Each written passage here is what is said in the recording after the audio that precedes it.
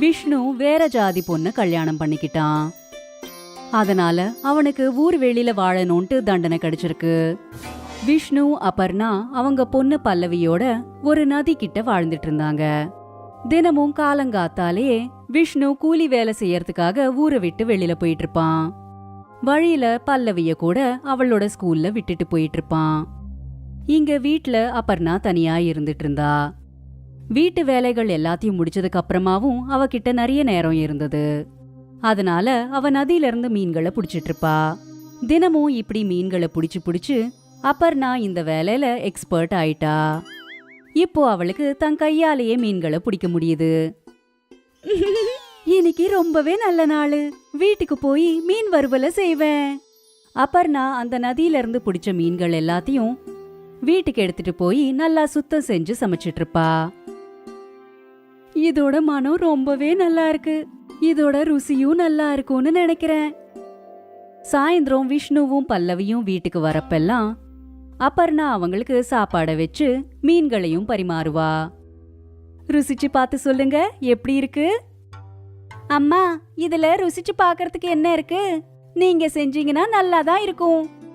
ஓ, அப்படியா? ஆமாம்மா, நீங்க சமைச்ச மீன்களை எனக்கு ஸ்கூலுக்கு அனுப்புவீங்கல்ல, அப்பெல்லாம் என்னோட ஃப்ரெண்ட்ஸ் அதை விடாம சாப்பிட்டுருவாங்க. உங்க அம்மா ரொம்ப நல்லா மீனை சமைக்கிறாங்கன்னு அவங்க சொல்லிக்கிட்டே இருப்பாங்கம்மா. நல்ல விஷயம். ஆமா ஆமா, உன்ன மாதிரி யாருமே மீன் குழம்பு வைக்கவே முடியாது, நான் அடிச்சு சொல்றேன். மீன்கள்னு சொன்னதுமே எனக்கு ஒரு விஷயம் தோணிச்சு. நான் நிறைய மீன்களை பிடிச்சு அதை மார்க்கெட்ல விற்கலான்னு இருக்கேன். அதால எனக்கு கொஞ்சம் காசும் கிடைக்கும். நீ விக்கலாம், நீதான் நல்லா மீன் பிடிப்பல்ல. அப்போ நாளையில இருந்தே வேலைய ஆரம்பிக்கிறேன். அடுத்த நாள் அபர்ணா நிறைய மீன்களை பிடிச்சா. அப்புறம் அந்த மீன்களை எல்லாத்தையும் ஒரு கூடையில போட்டுக்கிட்டு மார்க்கெட்டுக்கு போனா. நல்ல நல்ல மீன்கள், இன்னைக்குதான் நதியில இருந்து பிடிச்ச மீன்கள். நல்ல தண்ணியில இருந்து எடுத்த மீன்களா? இல்லக்கா, இதெல்லாம் நதியில இருந்து எடுத்துட்டு வந்த மீன்கள். இல்ல இல்ல, எனக்கு வேண்டாம். நிறைய பேரு அபர்ணா கிட்ட மீன்களை பார்க்க வந்தாங்க. ஆனா சில பேரு தான் மீன்களை வாங்கினாங்க. இத பார்த்து அபர்ணா நொந்துட்டா. பரவாயில்ல, இன்னைக்கு முதல் நாள் இல்லையா, ஒரு சில நாட்களுக்கு அப்புறம் என்னோட மீன்கள் வித்து போகலாம். அபர்ணா அவளுக்கு அவளே திருப்திப்படுத்திக்கிட்டா. அப்புறம் கூடையை எடுத்துக்கிட்டு வீட்டுக்கு கிளம்பிட்டா. அடுத்த நாள் கூட அபர்ணா நல்ல நல்ல மீன்களை பிடிச்சா. அப்புறம் அதை விக்கிறதுக்கு மார்க்கெட்டுக்கு போனா. மீனை வாங்கிக்கோங்க, நல்ல நல்ல மீன்கள். இன்னைக்கும் அதே நிலைமைதான், மீன்கள் வித்தே போகல. இதே போல நிறைய நாட்கள் நடந்தது. இப்போ அபர்ணா நொந்து போய் வருத்தப்பட்டு இருந்தா. அவ மீன்களால நிறைஞ்ச கூடைய தூக்கிக்கிட்டு வீட்டுக்கு வந்தா. ரொம்பவே சோகமா சமையல செஞ்சா. விஷ்ணு வீட்டுக்கு வந்தப்போ அபர்ணாவோட மூட் நல்லாவே இல்லைன்னு அவனுக்கு புரிஞ்சு போச்சு. என்ன ஆச்சு அபர்ணா? மீன்களை வித்து கொஞ்சம் காசு சம்பாதிக்கலான்னு நினைச்சேன். ஆனா யாருமே என்னோட மீன்களை வாங்க மாட்டேங்கிறாங்க. நீ மீன் விக்கிறதுக்கு பதிலா மீன் குழம்பு வைக்கலாம்ல? எல்லாருமே வாங்குவாங்க. என்னங்க நீங்க கேலி பண்ணிட்டு இருக்கீங்களா? அட இல்ல இல்ல, நான் நிஜமாதான் சொல்றேன். நீ வைக்கிற இந்த மீன் குழம்பு ரொம்ப ரொம்ப ருசியா இருக்கும். எப்படி இருந்தாலும் மீனை நீதானே பிடிக்கிற, அதனால கம்மி ரேட்டுக்கு நீ விக்கலாம். ஒரு வாட்டி யோசிச்சு பாரு. விஷ்ணு இப்படி சொல்லிட்டு வீட்டை விட்டு வெளியில போனா. இப்போ அபர்ணா விஷ்ணு சொன்னதை பத்தி யோசிச்சுக்கிட்டே இருந்தா. எல்லாருமே என்னோட மீன் கறிய புகழ்ந்துகிட்டே இருப்பாங்க. அப்போ நான் ஒரு வாட்டி முயற்சி பண்ணி தான் பாக்குறேனே. எப்படி இருந்தாலும் எனக்கு காசு தானே சம்பாதிக்கணும். மீன்களை வித்து இல்லனா மீன் கறிய வித்து, எதுவா இருந்தா என்ன? இப்போ அபர்ணா மூஞ்சில புன்னகை வந்துச்சு. இப்போ அவ இன்னொரு வாட்டி முயற்சி செய்யணும்னு நினைச்சா. அடுத்த நாள் அபர்ணா நல்ல மீன்களை பிடிச்சு அதை எல்லாத்தையும் வீட்டுக்கு எடுத்துட்டு போய் சமைச்சிட்டு இருந்தா. சமைச்சு முடிச்சதுக்கு அப்புறம் அபர்ணா ஒரு டப்பால மீன்களை வச்சா. அப்புறம் இன்னொரு டப்பால பொரியலை வச்சா. அப்புறம் அவ ஒரு பைய எடுத்துக்கிட்டு வீட்டுல இருந்து கிளம்பினா. அபர்ணா மார்க்கெட்டுக்கு வந்தா. மீன் கறி வெறும் 25 ரூபால மீன் கறி. மீன் கறின்னு கேட்டதுமே கஸ்டமர்ஸ் எல்லாம் வந்துகிட்டே இருந்தாங்க. ஃப்ரெஷ் மீன் தானே? ஆமா, இன்னைக்கு காலையில தான் பிடிச்சது. சரி சரி, எனக்கு ஒரு பிளேட் கொடுங்க. அபர்ணா அந்த ஆளுக்கு ஒரு பிளேட் மீன் கறியை கொடுத்தா. அந்த ஆளு அந்த இடத்துலயே நின்னுக்கிட்டு சாப்பிட்டுட்டு இருந்தான். அந்த மீன்களோட வாசம் எல்லா இடத்துலயும் பரவிடுச்சு. இதனால இன்னும் நிறைய கஸ்டமர்ஸ் அபர்ணா கிட்ட வந்தாங்க. எனக்கு ஒரு பிளேட் கொடுங்க. சரிங்க. கஸ்டமர்ஸ் வந்துகிட்டே இருந்தாங்க. அபர்ணா அவங்களுக்கு மீன் கறியை கொடுத்துக்கிட்டே இருந்தா. அவ சந்தோஷப்பட்டா. ஒவ்வொரு பிளேட்டுக்கும் அவளுக்கு 25 ரூபாய் கிடைச்சிட்டு இருந்தது. அப்புறம் கொஞ்ச நேரத்திலேயே அவளோட மீன் கறி காலி ஆயிடுச்சு. அப்புறம் அவ வீட்டுக்கு கிளம்பிட்டா. சாயந்தரம் விஷ்ணு வீட்டுக்கு வந்ததுமே அபர்ணா பல்லவிக்கும் அவனுக்கும் ஜலேபிய கொடுத்தா. ஜலேபி! அட, இது என்ன ஸ்பெஷலா இருக்கு? நீங்க முதல்ல சாப்பிடுங்க, சொல்றேன். 3 பேருமே ஜலேபி சாப்பிட்டுட்டு இருந்தாங்க. அப்புறம் அபர்ணா இன்னைக்கு நடந்தது எல்லாத்தையும் விஷ்ணுக்கு சொன்னா. நான் சொன்னல, உன்னோட மீன் பாத் எல்லாருமே விருப்பப்பட்டு சாப்பிடுவாங்கன்னு. எனக்கும் மீன் பாத்த போடு, சாப்பிடலாம். அடடே, அது மொத்தமும் வித்து போயிடுச்சே. என்ன? இனி அன்னிலிருந்து அபர்ணாவோட மீன் கறி வியாபாரம் நல்லா போயிட்டு இருந்தது. அபர்ணா எப்போ மார்க்கெட்டுக்கு வருவான்னு கஸ்டமர்ஸ் காத்துக்கிட்டே இருப்பாங்க. அங்க பாருங்க, மீன் கடைக்காரி வந்துட்டா. அவ அங்க வந்ததுமே அவளை சுத்தி பெரிய கூட்டமே கூடிட்டு இருக்கும். அவ சம்பாதிச்ச காசை வச்சு அபர்ணா வீட்டை ரிப்பேர் பண்ண வச்சா. விஷ்ணுவும் அபர்ணாக்கு மீன் கறியை செஞ்சு விற்கிறதுக்கு உதவி செஞ்சிட்டு இருப்பான். இப்போ விஷ்ணு கூலி வேலைய விட்டுட்டான். கணவன் மனைவி 2 பேரும் சேர்ந்து மீன் கறியை வித்துட்டு இருந்தாங்க. மார்க்கெட்ல ஒரு கடையும் ஆரம்பிச்சிட்டாங்க. அவங்களோட மீன் கறி பிசினஸ் சூப்பரா போச்சு. அப்புறம் கொஞ்ச நாள்லயே அபர்ணா ஊர்ல மீன் கறிக்காரின்னு பிரபலமாயிட்டா. இப்போ அவளோட குடும்பம் மொத்தம் இந்த வேலையில அவளுக்கு உதவி செஞ்சிட்டு இருந்தாங்க. அப்துல் மியாவோட மரணத்துக்கு அப்புறம் அவருடைய 3 குழந்தைங்களும் அனாதை ஆயிட்டாங்க. இப்ப அவங்களுக்கு அப்பாவோட ஆதரவு இல்லாம போயிடுச்சு. இனிமே என்ன ஆகுமோ? நம்ம குடும்பத்தை எப்படி நடத்துறது? 2 வயசு வந்த பொண்ணுங்க இருக்காங்க, கல்யாணம் வேற பண்ணணும். அல்லா, கருணை காட்டுங்க அல்லா. அம்மா, இப்ப நாங்க தான் வெளியில போய் வேலை செய்யணுமா? ஆனா உன்னால என்ன வேலை பண்ண முடியும்? எனக்கு ஒரே ஒரு வேலை தான் நல்லா செய்ய தெரியும், சமைக்கிற வேலை. நாம ஏன் ஒரு பிரியாணி சென்டர் ஓபன் பண்ண கூடாது? ஆனா அதுக்கு நிறைய பணம் தேவைப்படுமே. பணத்தை பத்தி கவலைப்படாதீங்க. என்கிட்ட கொஞ்சம் நகைங்க இருக்கு. ஒரு முறை எல்லாமே சரியாயிடுச்சுன்னா நீங்க எல்லாம் சேர்ந்து இதை திருப்பிடுங்க. ஆனா அம்மா, அப்பா இத உங்களுக்காக வாங்கி கொடுத்தது. கண்ணா, எனக்கு இந்த நகையை விட முக்கியம் நீங்க தான். இந்த நகையில என்ன இருக்கு, அதை மறுபடியும் கூட வாங்கிக்கலாம். சரிங்கம்மா. ஷிஃபானி அவங்க அம்மாவோட நகைகளை வாங்கிக்கிட்டா. அப்புறம் அதை அடகு வச்சு அதுல அவளுக்கு 20,000 ரூபாய் கிடைச்சது. அந்த பணத்துல அவங்க சின்னதா ஒரு வண்டி கடை வாங்கினாங்க. அப்புறம் அண்ணன் தங்கைங்க 3 பேரும் சேர்ந்து அந்த கடையில வேலை செஞ்சாங்க. வாங்க வாங்க, சுட சுட பிரியாணி தயாரா இருக்கு. ஒரு தடவை சாப்பிட்டா மறுபடியும் சாப்பிட தோணும். சீக்கிரம் வாங்க, சுட சுட பிரியாணி முடிய போகுது. நிறைய பேர் அவங்க கடை பிரியாணிய சாப்பிட்டாங்க. அப்புறம் எல்லாருக்கும் அந்த பிரியாணி பிடிச்சிருச்சு. வாவ், பிரியாணி ரொம்ப அற்புதமா இருக்கு. இவ்வளவு சுவையான பிரியாணி இது வரைக்கும் சாப்பிட்டதே இல்லப்பா. ஆமா ஆமா, பிரியாணி ரொம்ப நல்லா இருக்கு. ரொம்ப நன்றி அண்ணன். இது எங்க அம்மாவோட ரெசிபி, எங்க அம்மாவோட ஸ்பெஷல் பிரியாணி. ரொம்ப நல்லா இருக்கு. அப்புறம் மெல்ல மெல்ல அவங்க பிரியாணி கடை நல்லபடியா ஓடுச்சு. இப்ப ஜனங்க கூட்டமா வர ஆரம்பிச்சாங்க. எனக்கு 2 பிரியாணி பார்சல் கொடுமா. ஆ சரிங்க. எனக்கு 2மா. இப்ப நதீனுக்கு ஜனங்களை சத்தம் போட்டு கூப்பிட வேண்டிய அவசியம் இல்ல. கடையில அவ்வளவு கூட்டமா நின்னுட்டு இருந்தாங்க. அண்ணன் தங்கைங்க 3 பேரும் சேர்ந்து ஆர்டரை கொடுக்க ஆரம்பிச்சாங்க. இந்தாங்க உங்களோட ஆர்டர். இது உங்களது. இது உங்களோடது. 1 மாசத்துக்கு அப்புறம் ஷிஃபா சம்பாரிச்ச பணத்தை எண்ணிக்கிட்டு இருந்தா. இந்தாங்கம்மா, இந்த மாசத்தோட லாபம் 20,000 ரூபாய். என்ன? ஆமாமா, உண்மைதான், 20,000 ரூபாய். இவ்வளவு பணமா? நாம செய்யற பிரியாணி ஜனங்களுக்கு ரொம்ப பிடிச்சு போச்சு.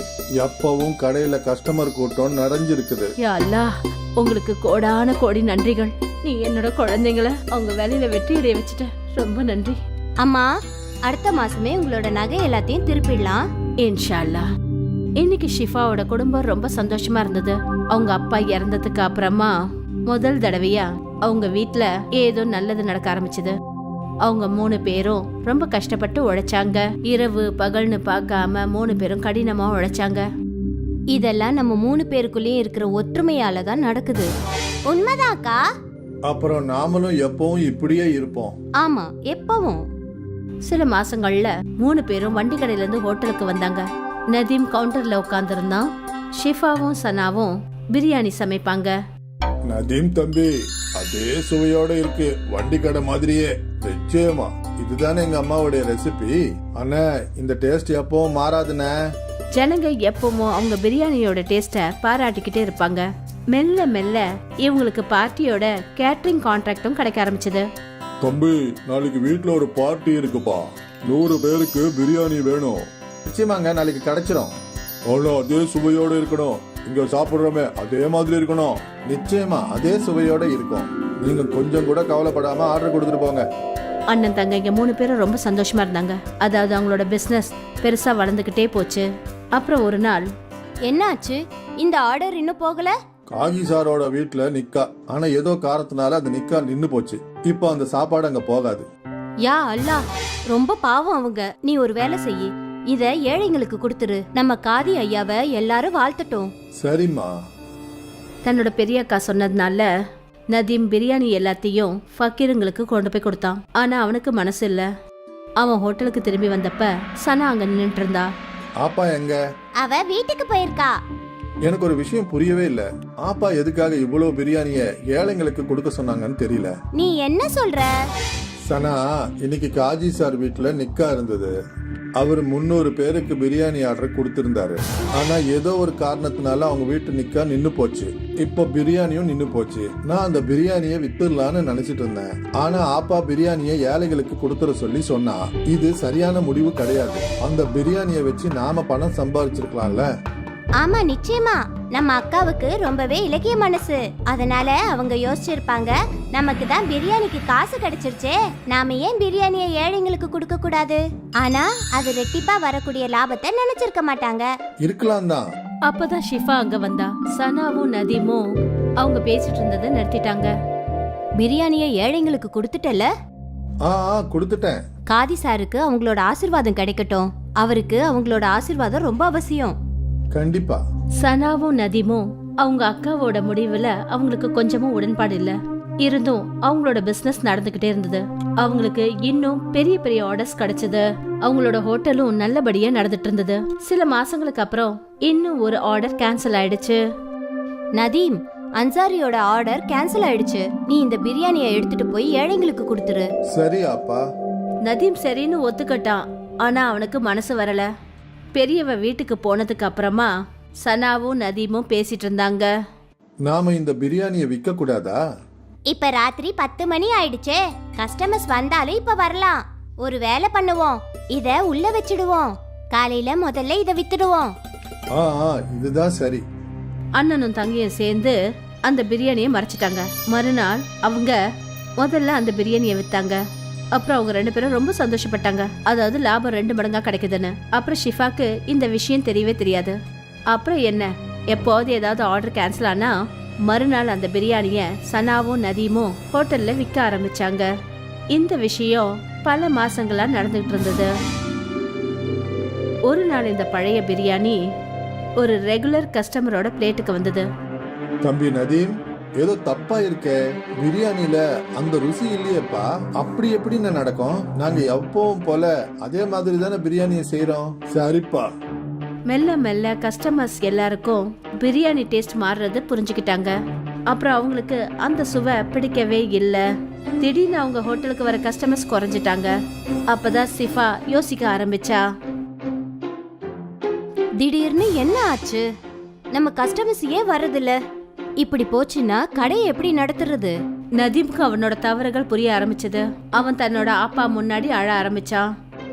எல்லாம் என் தப்பு தான். நானும் சனா அக்காவும் சேர்ந்து பழைய பிரியாணியை கஸ்டமருக்கு கொடுத்தோம். நீ என்ன சொல்ற?